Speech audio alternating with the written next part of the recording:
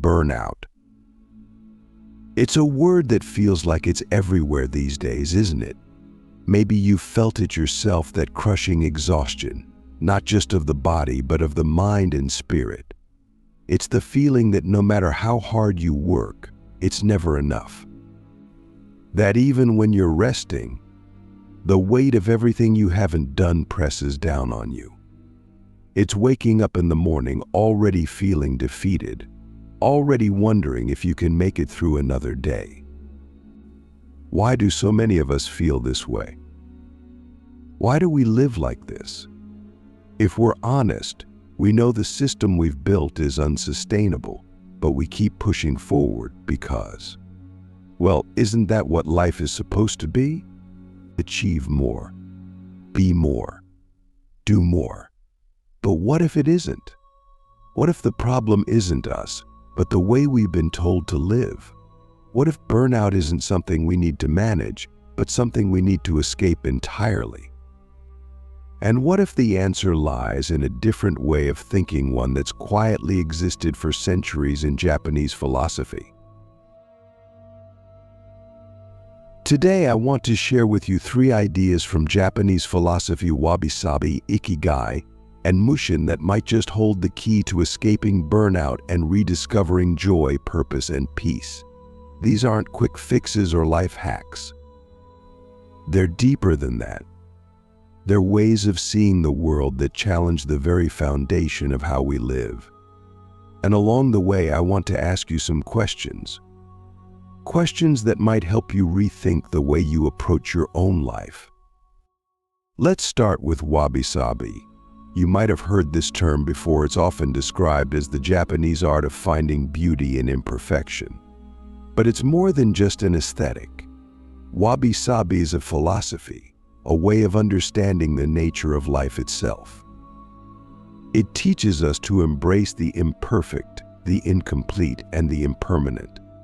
Think about that for a moment.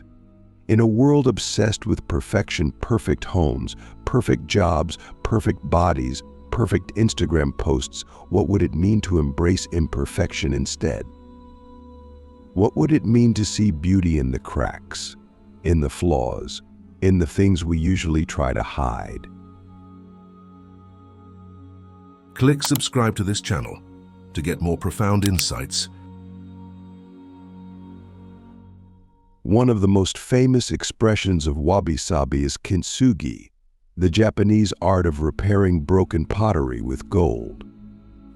When a bowl or a vase breaks, instead of throwing it away or trying to hide the damage, the Japanese fill the cracks with gold, making the object even more beautiful than it was before.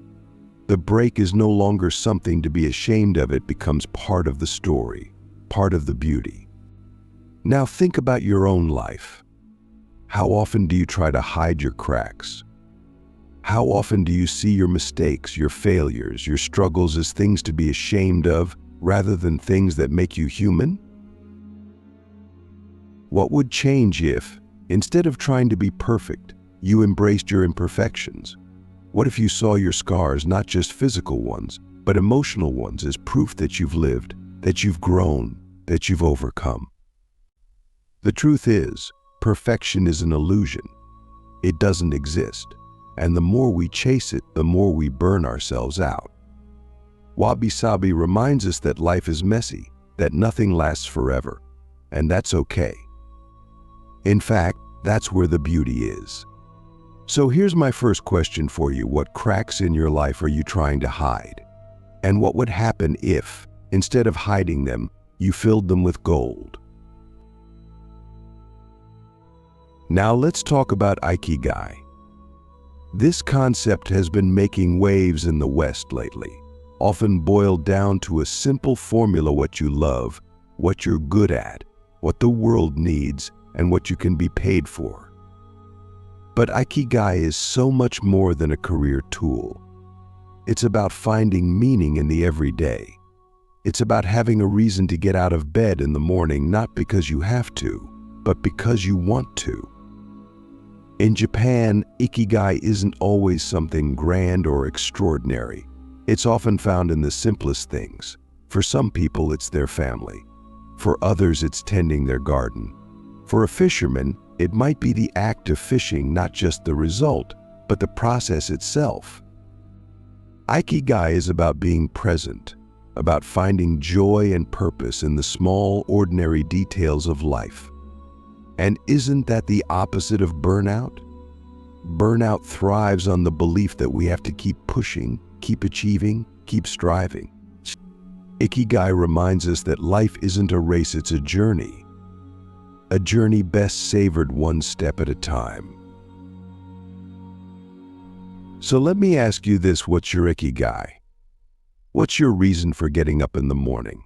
And if you don't know, that's okay. Maybe the question isn't what you're missing, but what you're overlooking. What small, simple joys are already in your life, waiting to be noticed? What moments of meaning do you already have, but take for granted? Finally, let's explore Mushin. This is a concept from Zen Buddhism, often translated as no mind. It's the state of being fully present, fully in the moment, free from distractions and attachments. Mushin is what a martial artist experiences in the middle of a fight: total focus, total clarity, or what an artist feels when they lose themselves in their work. It's a state of flow, of being completely immersed in what you're doing. But you don't have to be a martial artist or an artist to practice Mushin. It's something we can all cultivate. And in a world like ours, a world filled with distractions, with endless notifications, with the constant pull of our phones and our to-do lists, Mushin might just be what we need most. How often are you truly present? Think about it. When was the last time you gave your full attention to something? Not half your attention, not most of your attention, your full, undivided attention. When was the last time you did one thing, not 10 things, not 3 things, just one, and did it with your whole mind, your whole heart? Mushin teaches us to let go of the noise, to quiet our minds, to focus on the task at hand, the moment we're in. And in doing so, it gives us a kind of peace, a peace that's hard to find in a world that's always rushing, always demanding, always wanting more. So here's my final question for you. What would it feel like to practice Mushin, even for a few minutes a day? What would it feel like to let go of everything except the present moment? What would it feel like to simply be? And that brings us back to the question we started with: is Japanese philosophy the answer to modern burnout? I don't know. But I do know this: it offers us a different way of living. It reminds us that life isn't about perfection, but imperfection. That meaning isn't found in the extraordinary, but in the everyday.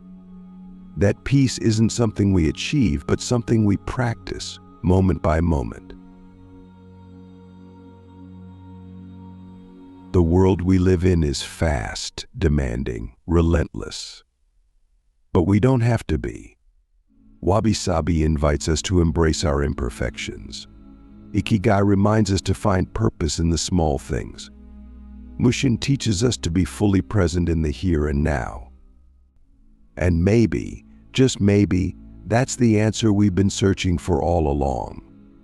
If we're going to continue this, we need to get real about something. Burnout isn't just about work. It's not just about deadlines, schedules, or the long hours you put in.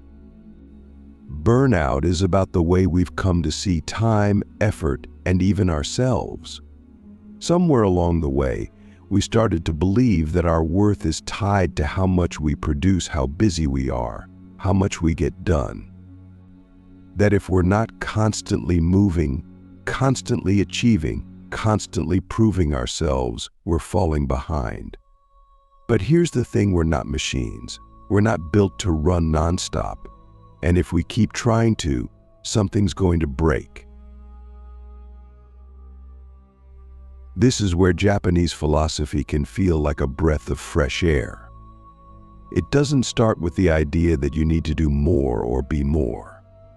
It starts with the idea that who you are right now is enough. That life isn't something you conquer or master, it's something you experience. This is a mindset shift, and it's not easy, but it's possible. Let's break this down further. Think about how much of your life is spent rushing. Rushing to get to work, rushing to finish work, rushing through meals, rushing through even the things you do to relax. It's like we're all stuck in fast-forward mode, always thinking about the next thing. But Japanese philosophy pushes back against this. It says slow down, pay attention. Not because slowing down is trendy or mindful, but because if you don't, you miss everything. You miss the point. And when you're rushing all the time, aren't you exhausted? Isn't that why everything feels so heavy? Take wabi-sabi. We touched on it earlier, this idea of finding beauty in imperfection. But it's not just about accepting cracks and flaws, it's about seeing them as part of the whole. When you slow down enough to notice the cracks, when you stop treating imperfection as something to fix, you realize that life is already full of beauty, even in its messiest moments. The chipped coffee mug you use every morning. The worn-out sweater you keep wearing because it's comfortable. These things are enough. They don't need to be perfect. Neither do you. But this isn't easy when everything around you screams the opposite. Social media, advertisements, even the way we talk to each other, it's all about presenting the best version of yourself, the polished version, the one that has it all together. It's exhausting to keep up with that. And honestly, it's not real. Nobody's life looks like that. So why do we keep trying so hard to make ours look perfect? What would happen if we stopped? This brings us to something deeper. Let's look at ikigai again. It's easy to treat it like a checklist. Find your passion, combine it with what you're good at, figure out how to make money from it, and voila, you found your purpose. But that's not how it works. Purpose isn't something you force. It's not something you fabricate. It's something you notice. And sometimes it's not big or groundbreaking. It's small. It's quiet. It's in the things you already do. For example, there's a man in Okinawa whose ikigai is taking care of his grandchildren. That's it.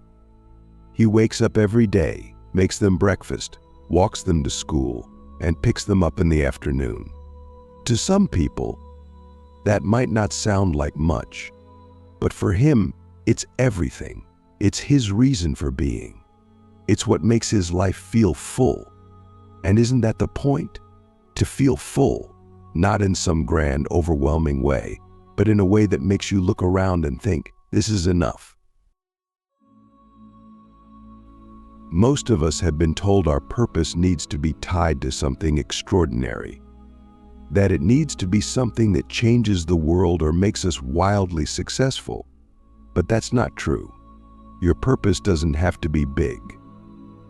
It doesn't have to be impressive. It just has to matter to you. And the best part, you don't have to go searching for it. It's already there, in the things you care about, the things you enjoy, the things you do, even if no one was watching. The question isn't whether you have a purpose, it's whether you're paying attention to it. And then there's mushin, this idea of being fully present, free from distractions. I know that sounds almost impossible right now. We live in a world designed to pull us in a million different directions at once. Notifications, emails, endless scrolling. It's like our attention has become the most valuable currency, and everyone's trying to take a piece of it. But here's the thing, you can take it back. You can choose not to give it away so easily. And when you do, something amazing happens. You start to notice things you've been missing. Think about the last time you did something with your full attention.